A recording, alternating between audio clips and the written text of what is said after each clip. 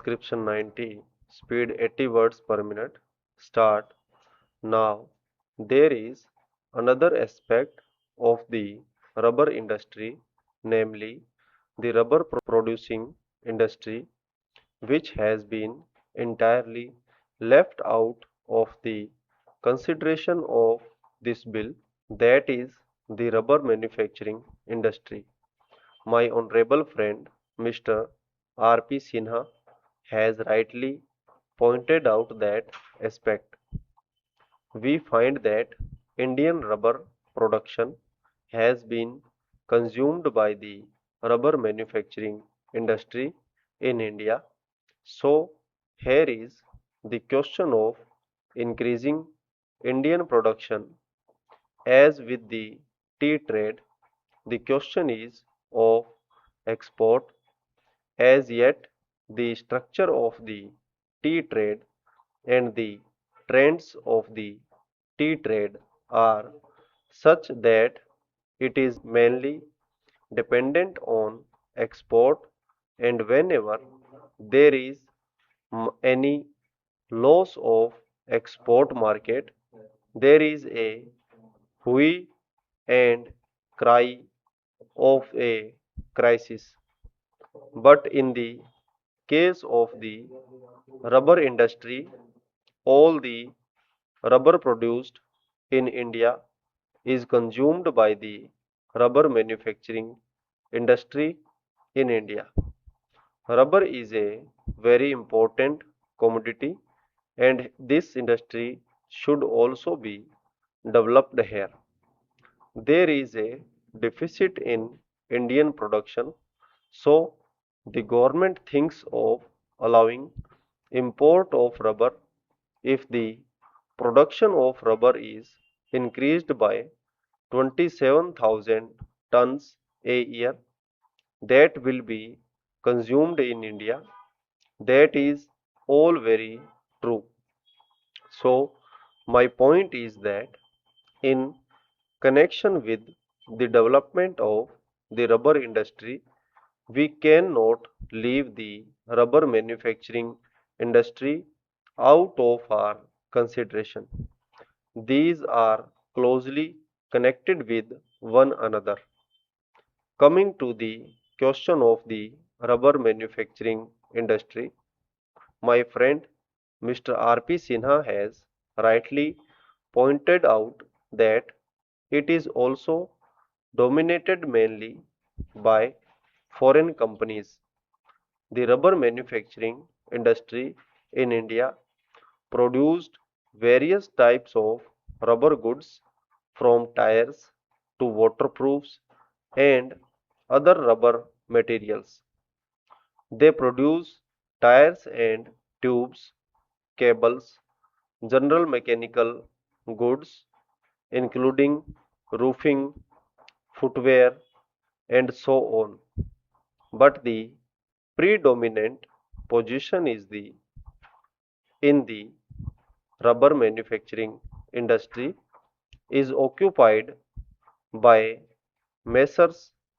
Dunlop Rubber Company, Messrs. Firestone Tire and Rubber Company, Bata India, etc.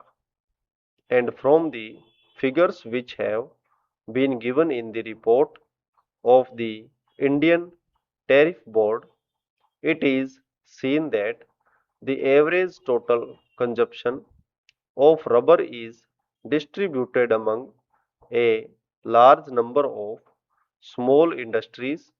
Here also, the question that arises is this: how should we treat these concerns, these big, gigantic concerns?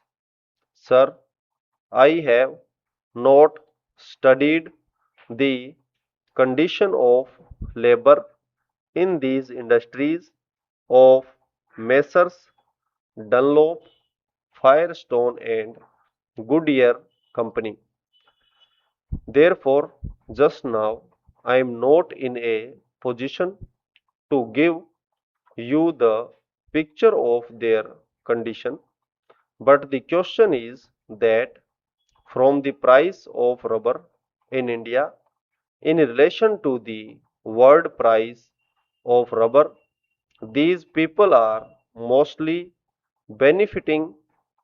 It is true that prices cannot be fixed in such a way that the big concerns will pay one price for the rubber and the small concerns will pay another price for rubber. Here also, the main question that comes is this: if we want to develop the small units, the question arises of putting some check on the profits made. These big foreign concerns must go.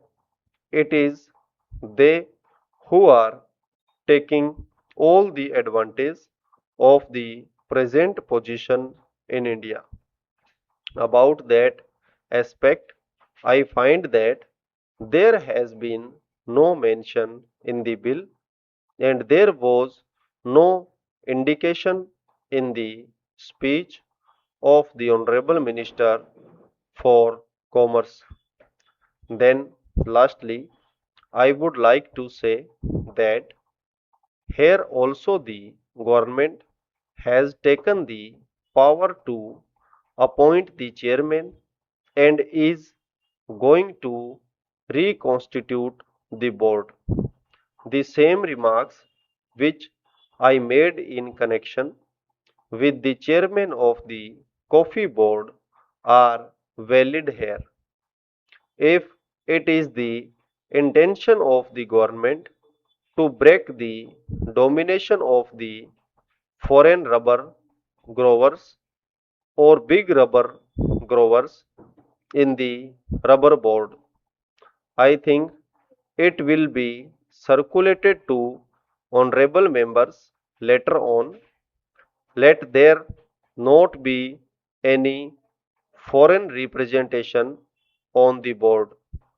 If the government is not prepared to accept that suggestions, then also it can take certain other minimum steps. It can increase the representation of small growers.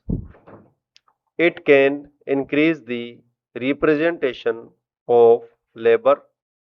The representation of small growers has been increased by 1, but the representation of labor should be increased. I do not suggest the number now. In this manner, if the government thinks that the reconstitution of the rubber board is essentially necessary in order to exercise its powers for the development of the rubber industry, then the reconstitution should be on proper lines, not simply by having a nominated chairman, not simply by indulging in eyewash activities. The government should do everything to check the big foreign interests and big growers. Mr. Vice Chairman, as has been pointed out, we have a series of similar bills. Rubber is a cash crop and therefore I think the government should be very careful to see that in fixing the price of rubber, the price of the manufactured articles in borne in mind.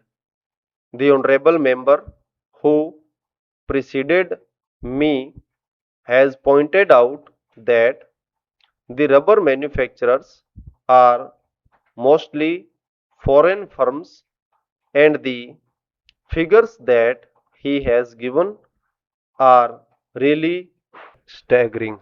It has been pointed out that during the last 10 or 12 years, the profits distributed are percent distributed are 350%.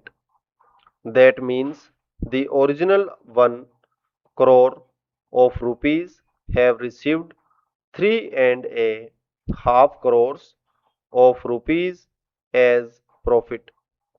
It has also been pointed out that 1 crore of rupees have become 2 crores of rupees by means of bonus shares, and the market price of the shares of 2 crores of rupees is nearly 7 crores of rupees.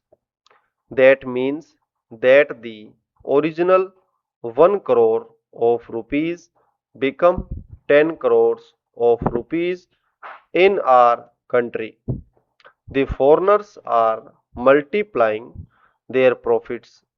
They are expanding their industries and getting a strong hold on our economy. The honorable members of this house give protection. They want Indian industries to develop, but the advantage of this protection is taken by the foreigners.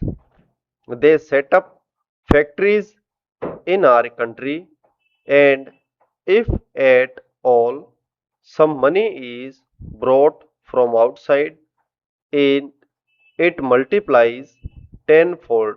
Stop.